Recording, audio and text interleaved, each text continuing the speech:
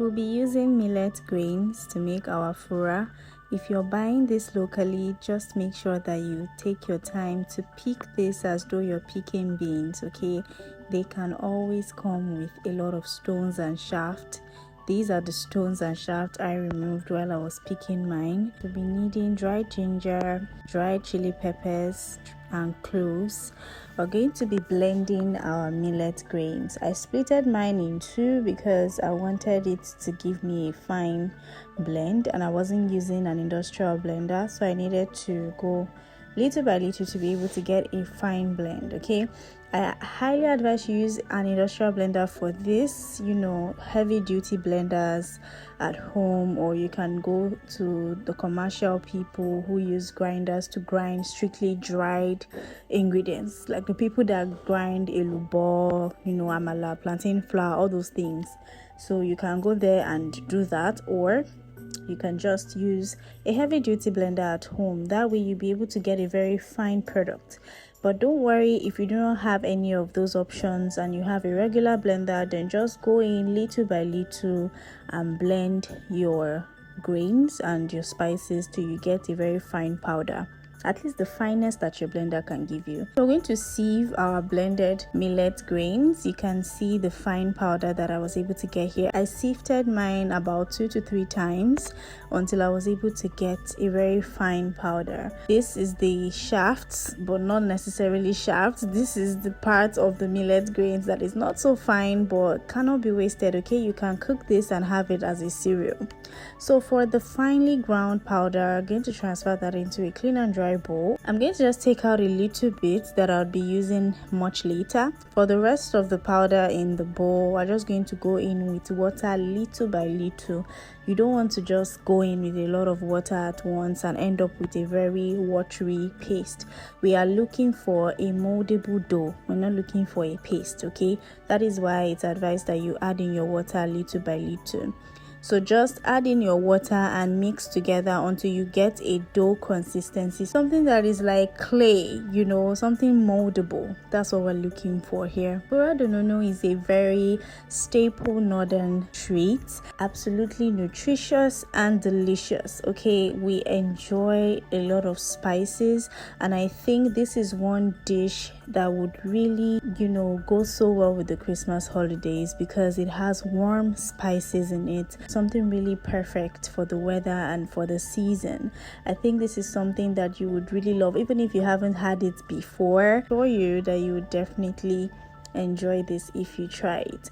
So now that I have my moldable consistency, I'm just going to go ahead and take this in bits and then mold it, or like form little balls. This is what you're looking for, okay? Something that you can press together in your hands and mold. So I'm just going to mold this into a ball, and then I'm going to press down the middle to get a hole. This is optional, but I'm just doing this so that when I'm cooking my fura, it would cook all the way through much faster.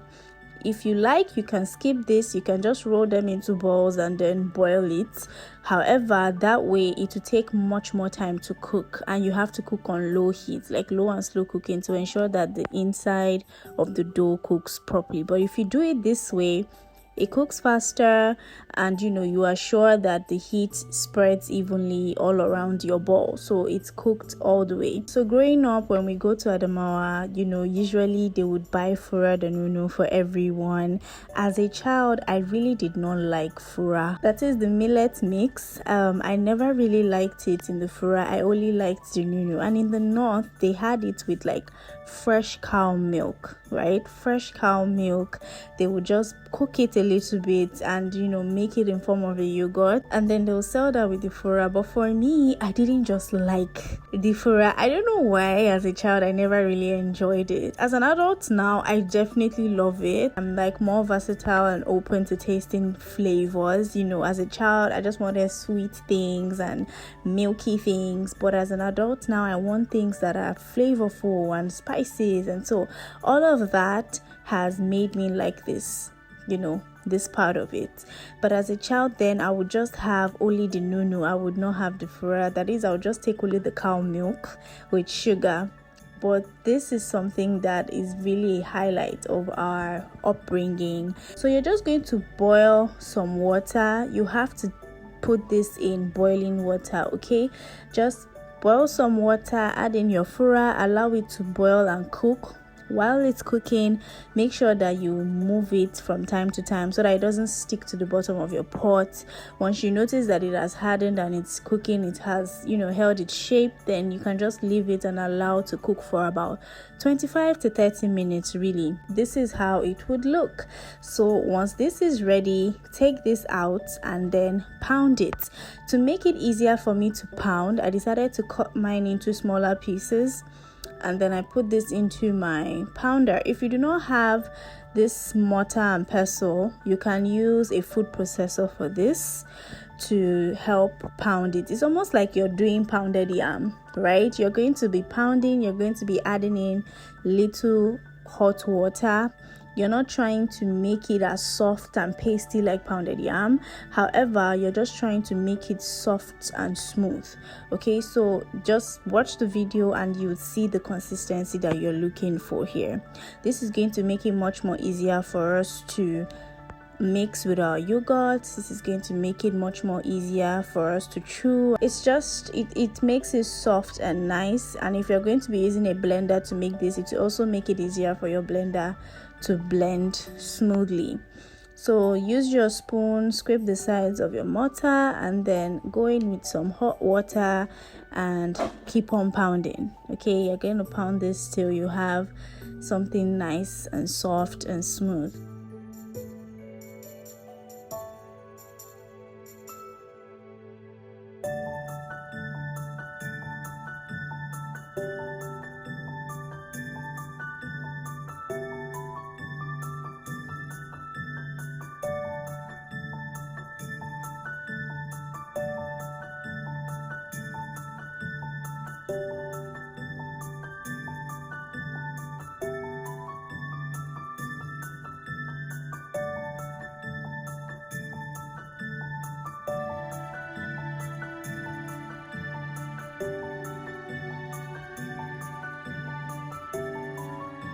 Sprinkle onto a flat surface or a flat plate or tray the fine powder that I had reduced out of our bowl earlier. I'm going to sprinkle that on a plate or a tray, and then now with damp hands you're going to mold our fura balls.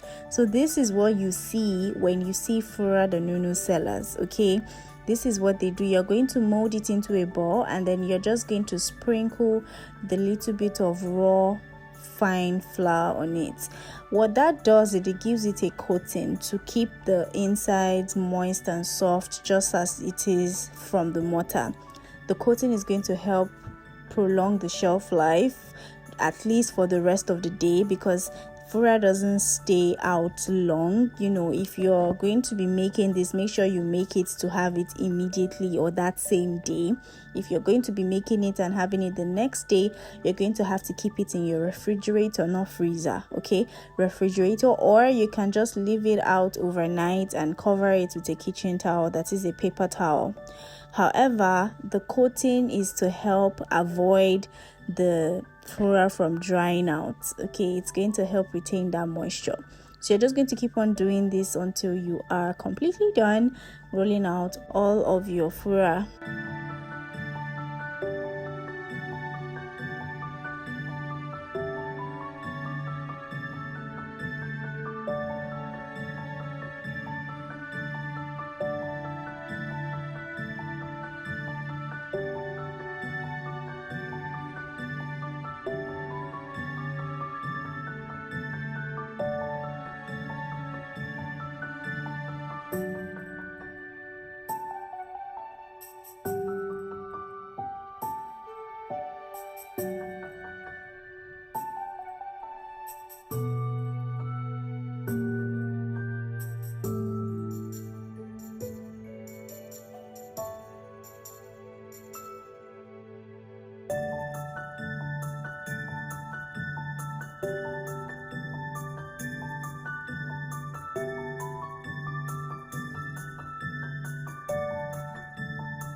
And there you have it, guys. Our fura balls are ready. So the next thing is to make our Fura Da NoNo. Fura Da NoNo means fura and milk, or fura and yogurt. Okay, so the nono we are using now is yogurt, and I got this very good yogurt that I love to use for all of my yogurt dishes.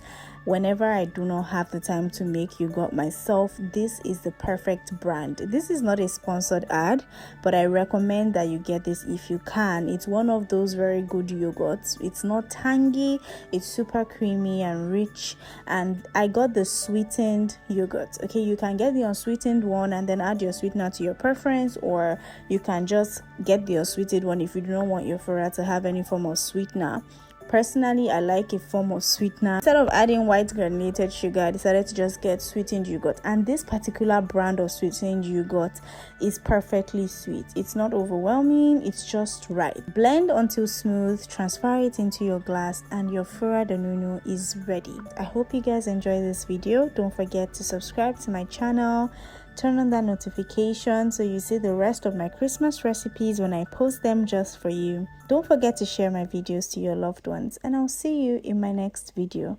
Have a beautiful Christmas.